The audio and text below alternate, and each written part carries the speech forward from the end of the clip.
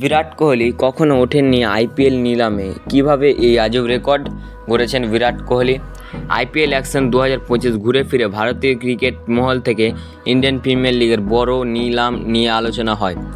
আইপিএলে বর্তমানে 10টা ফ্র্যাঞ্চাইজিস রয়েছে, সকলেই এই মেগা নিলামে নিজের দলকে সাজাতে চাইবে। বছরের শেষে 25-এর আইপিএলে মেগা নিলাম ঘুরে ফিরে ভারতীয় ক্রিকেট মহল থেকে ইন্ডিয়ান প্রিমিয়ার লিগের বড় নিলাম নিয়ে আলোচনা হয়। আইপিএলের বর্তমানে 10টা ফ্র্যাঞ্চাইজিস রয়েছে, সকলে এই মেগা নিলামে নিজের দলকে সাজাতে চাইবে।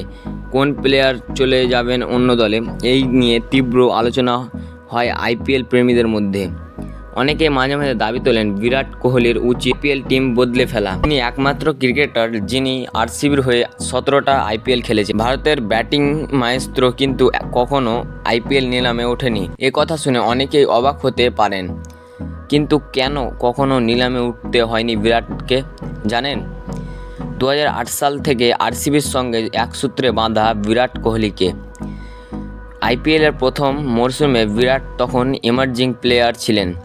সেই সময় দেশকে 19 বিশ্বকাপও জিতিয়েছিলেন। তার মধ্যে সম্ভব দেখে আরসিবির সরাসরি সই করিয়েছিল তাকে। আসলে আইপিএলের প্রথম সংস্করণের নিলামে 19 বিভাগের ক্রিকেটারদের ওঠার ব্যবস্থা ছিল না। তাদের প্রি সিজনস ড্রাফটের মাধ্যমে দলগুলো নিয়েছিল, আর সেখানে আরসিবি টিমে টেনে নেয় বিরাট কোহলিকে। 2013 সালে আরসিবির নেতৃত্বে দায়িত্ব দেওয়া হয় কোহলিকে।